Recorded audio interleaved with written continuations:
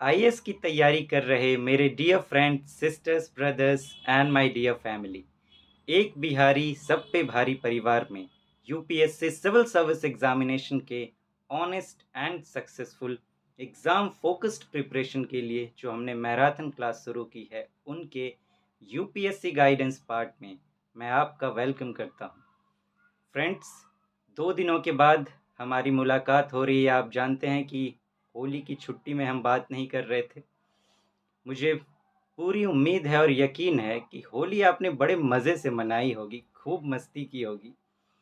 अब होली के जो रंग हैं वो जिस तरीके से चेहरे पर पड़ते हैं और हमें कलरफुल बना देते हैं, वैसे ही हमें भी अपने जीवन में रंगों को भरना है, एक खूबसूरत ज़िंदगी बनाकर। मैसेज भी ऑलमोस्ट होली का यही है कि आप देखो कि ऐसे कितने खूबसूरती से हम त्योहार मनाते हैं, उसी तरह अपने ज़िंदगी को भी खूबसूरत बनाया जाए, है या नहीं? यूपीएससी गाइडेंस क्लास की बात करें फ्रेंड्स, तो आज हम लोग क्रिटिकल एनालिसिस स्किल डेवलपमेंट पर बातें करेंगे। इसी पर हम काफ़ी टाइम से बातें करते आ रहे हैं और इस पर तब तक हमें बातें करनी है जब तक ये क्षमता कैसे हमारे आएगी, इसके सारे स्टेप्स पर हम बात ना कर लें। अभी बैकग्राउंड पर बातें कर रहे हैं हम क्रिटिकल एनालिसिस स्किल डेवलपमेंट के। तो फ्रेंड्स, आपको याद होगा कि पिछले क्लास में हमने जो बातें की थी क्रिटिकल एनालिसिस स्किल डेवलपमेंट को लेकर, उससे पहले हमने टेस्ट भी किए थे कि आप देखें कि आपके अंदर क्रिटिकल एनालिसिस स्किल है या नहीं है। अब हम लोग आगे बढ़ेंगे। अब देखिए फ्रेंड्स, आपने कुछ बातें सुनी होंगी, जैसे अक्सर लोग कहते हैं, और जो कुछ ज़्यादा समझदार होते हैं वो तो ज़्यादा ही कहते हैं, पढ़ने लिखने से कुछ नहीं होगा, ज्ञान होना बहुत ज़रूरी है।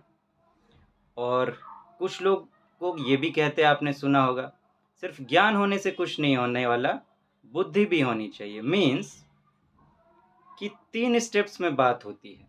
एक, कि आप इंफॉर्मेशन की बातें कर रहे हैं, यहाँ से फिर आप नॉलेज की बातें कर रहे हैं, और यहाँ से फिर आप विजडम की बातें कर रहे हैं। तो अब देखिए, ये 3 फेजेस होते हैं नॉलेज के। मतलब मैं ज्ञान की बात करूं, कृष्ण भगवान क्या कहते हैं कि 2 रास्ते हैं जीवन को सुंदर बनाने के, एक कर्म योग और दूसरा ज्ञान योग। तो ज्ञान योग का रास्ता ये है कि आपको इंफॉर्मेशन से नॉलेज, नॉलेज से विजडम तक जाना है। एक सवाल है मेरा आपसे फ्रेंड्स, आप ही बताइए मुझे कि अगर किसी को ओलंपिक रेस जीतना है, गोल्ड मेडल हासिल करनी है, या ओलंपिक दौड़ना ही है, तो उसे किस तरीके से दौड़ने की आवश्यकता है? मेरे बातों को ध्यान से ज़रा सुनिएगा, मेरे क्वेश्चन पर गौर कीजिएगा कि अगर किसी को ओलंपिक में दौड़ना है, तो उसे ये मैं नहीं पूछ रहा हूँ कि क्या करना पड़ेगा, मैं ये पूछ रहा हूँ कि उसे किस तरीके से दौड़ना पड़ेगा, या जो काम उसको करना पड़ेगा वो किस तरीके से करना पड़ेगा, और उस तरीके को अपनाने के लिए उसे क्या करना पड़ेगा। मुझे लगता है कि आप इसका आंसर बहुत अच्छे से दे सकेंगे, और अपने मन को तो आपने ये आंसर दे लिया होगा कि ये करना पड़ेगा।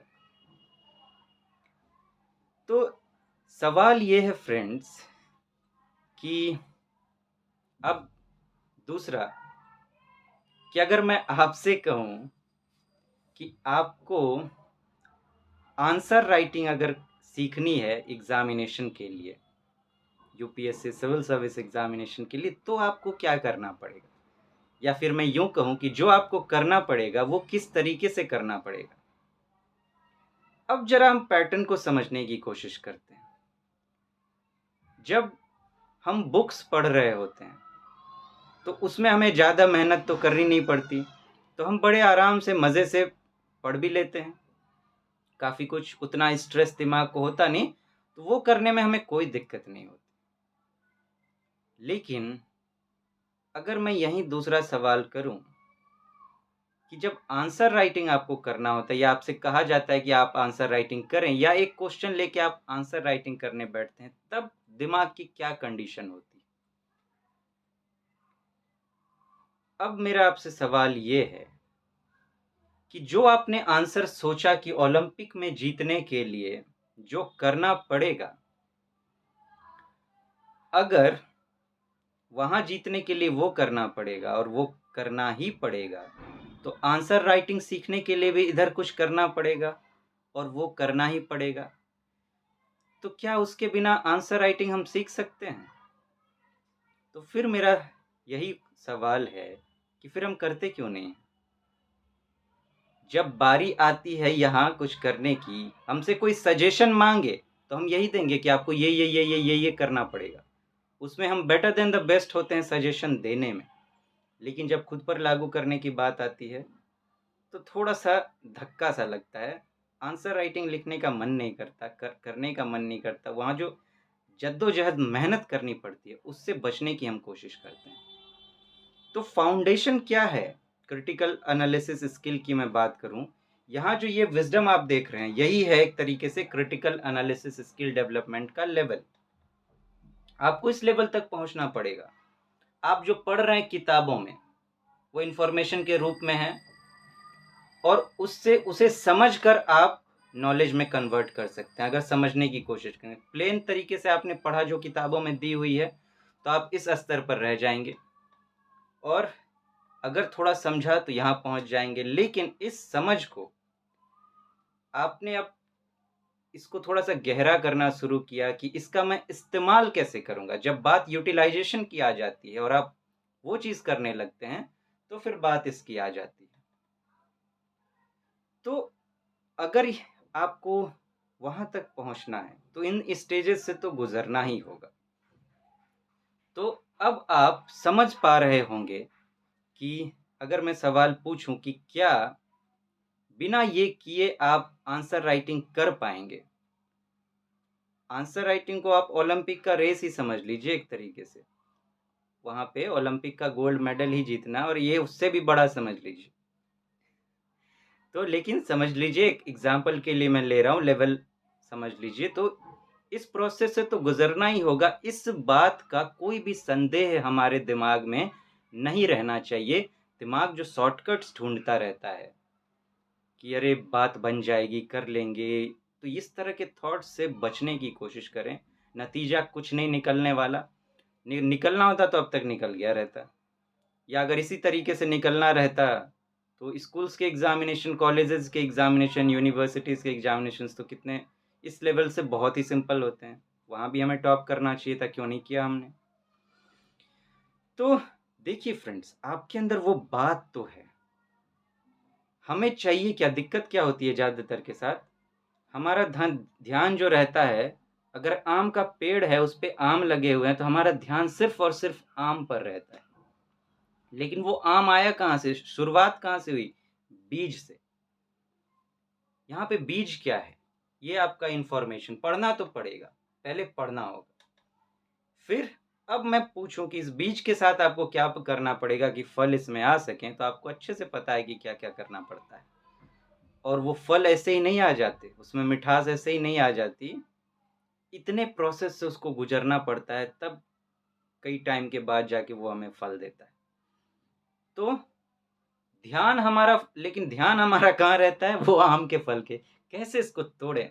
बड़ा मजा आता है ना, ऐसे जमीन पे गिरा हुआ फल हो या ऐसे ही ऐसे नहीं, लेकिन तोड़ के खाने में बड़ा मजा आता है कि मारो उसको, इस पेड़ से इस फल को गिराओ, और बाकी कुछ पे ध्यान नहीं, पेड़ है क्या है, कुछ है पौधा, कुछ उस पे ध्यान नहीं।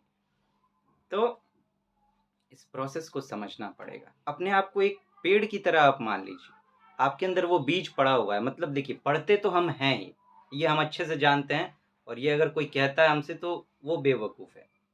आप पढ़ते तो हैं, बहुत अच्छे से पढ़ते हैं, मैं जानता हूँ। बस थोड़ा सा उसको रिफाइन करने की ज़रूरत है। देखिए, जीतने और हारने में कितना, एक लाइन का फ़र्क होता है। तो हम क्या करते हैं, हम लाइन तक पहुंच जाते हैं लेकिन वो आखिरी कदम नहीं ले पाते। मतलब हमने पूरा पढ़ लिया, सब कुछ कर लिया, उसको बस थोड़ा सा ही तो आगे बढ़ाना है। ये इसमें एक देखिए, इसमें क्या है ना, एक बार आपको बस इसको शुरुआत करनी है।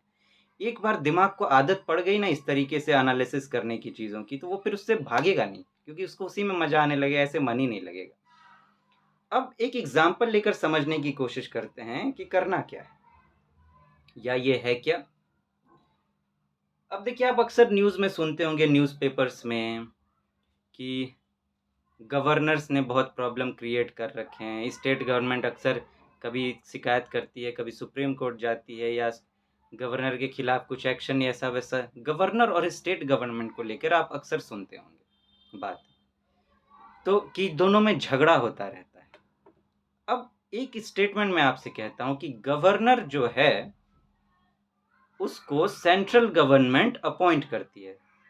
सेंट्रल गवर्नमेंट के द्वारा गवर्नर को अपॉइंट किया जाता है।